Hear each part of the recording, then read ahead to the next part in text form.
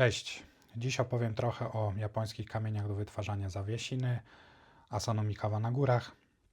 Są to kamienie spopularyzowane przez pana Iwasakiego, który wspólnie z panem Asano dokonali klasyfikacji tych kamieni oraz zaczęli popularyzować je przy użyciu do ostrzenia różnych narzędzi, noży, brzytw oraz katan.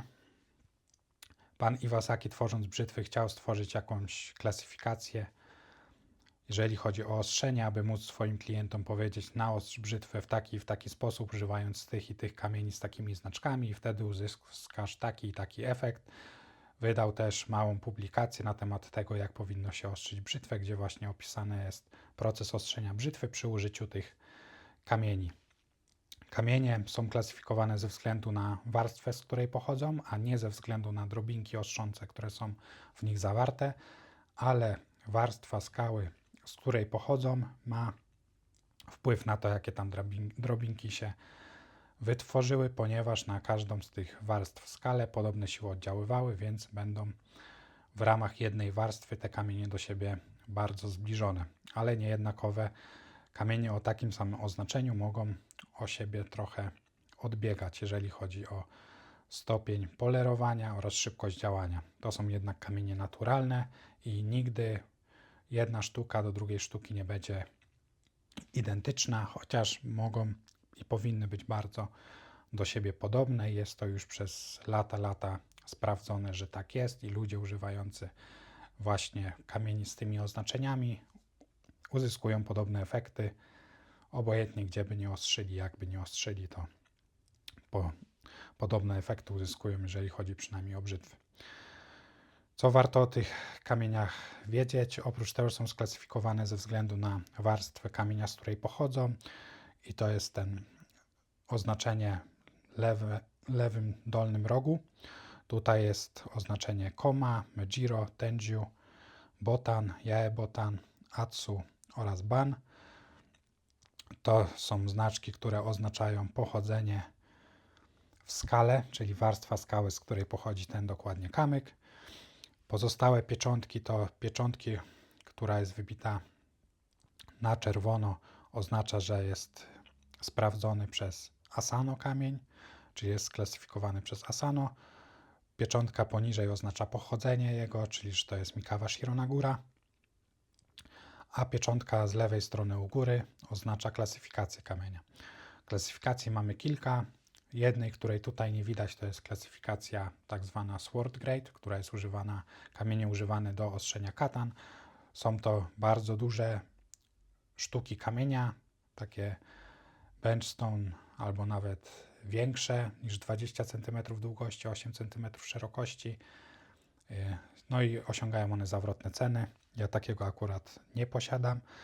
Pozostałe oznaczenia to, jeżeli mamy dwa znaki na kamieniu, jeżeli chodzi o klasyfikację, to oznacza to, że kamień ma nieregularny kształt, oraz dwa znaki tego typu oznaczają, że ma jednolity kolor, a tego typu, że ma niejednolity kolor. Czyli jeżeli są dwa znaki, to jest kształt nieregularny, bądź tak jak w tym przypadku kształt jest regularny, ale kamień posiada takie wtrącenia, które mogą przeszkadzać, ale nie muszą w ostrzeniu i mogą jakieś drobinki złe z nich wypadać, dlatego nie dostał wyższego oznaczenia niż powinien ze względu na kształt. Więc przeważnie jeżeli są dwa znaki, to jest kształt nieregularny, tak jak tu i tu. I takie dwa znaki to jest jednolity kolor, a takie niejednolity kolor, przeważnie żółte paski bądź jakieś żółte wtrącenia. Później mamy trzy znaki i trzy znaki oznaczają, że kamień jest w kształcie regularnym, czyli przeważnie wygląda jak prostokąt, jeżeli patrząc od góry. Takie trzy znaki oznaczają, że jest kształt regularny i jednolity kolor, a takie trzy znaki oznaczają, że jest regularny kształt i niejednolity kolor. Tak jak tutaj widzimy, można zobaczyć, że ma właśnie takie żółte paski, a ten jest w miarę czysty. Oprócz tego tu także jest wyjątek. Tutaj mamy Mejiro, która ma oznaczenie, że jest regularny kształt oraz że jest jednolity kolor, ale ten kształt nie jest taki regularny. Dostał to oznaczenie ze względu po prostu na wielkość, więc jeżeli chodzi o te oznaczenia, to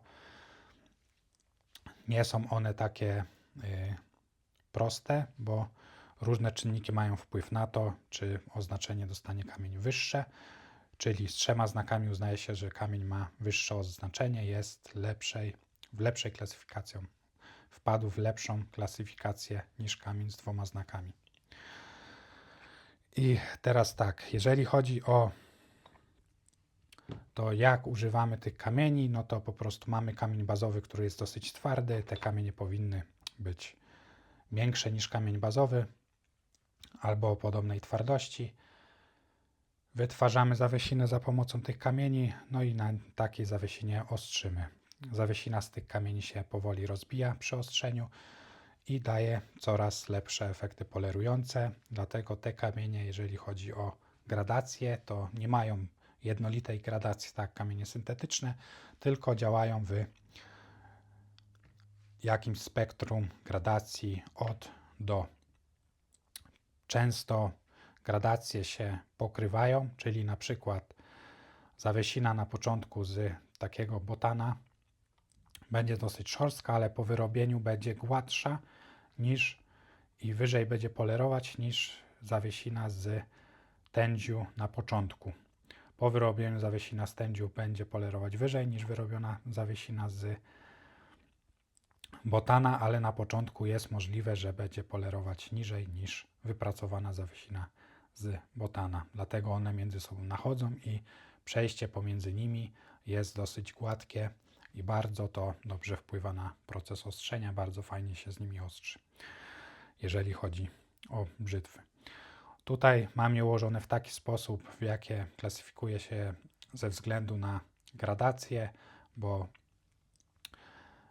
są sklasyfikowane ze względu na to, na swoje pochodzenie w skale, ale to też ma odzwierciedlenie w tym, jakie siły w tej skale, na tej wysokości tej skały grały rolę i kształtowały te kamienie i odzwierciedla to też trochę w tym, jak one polerują.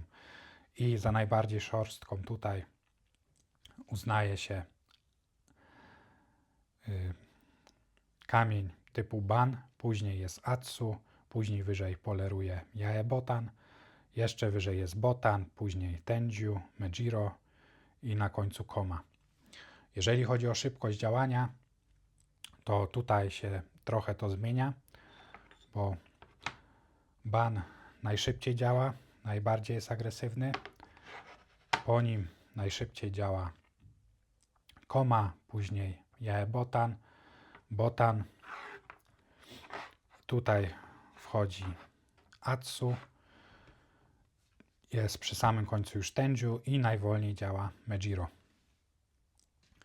Taki jest podział, jeżeli chodzi o szybkość działania, czyli wiemy już, jak je dzielimy, jeżeli chodzi o ziarnistość i też jeżeli chodzi o podział ze względu na ziarnistość, to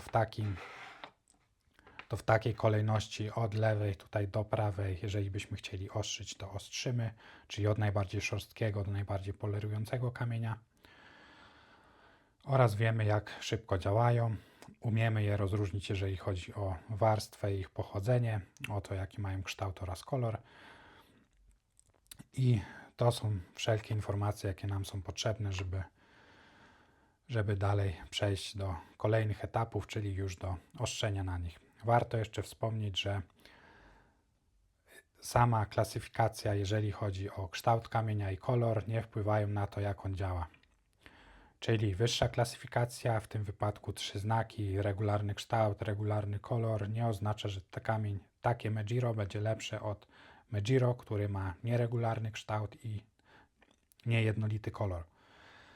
To są skały naturalne, one działanie mają różne od siebie, sztuka do sztuki jest podobna, ale nie są identyczne i nie zawsze kamień sklasyfikowany wyżej ze względu właśnie na kolor oraz kształt będzie pracował lepiej, albo w naszym przypadku lepiej, czyli na przykład wyżej polerował niż kamień z tej samej warstwy, ale sklasyfikowany niżej.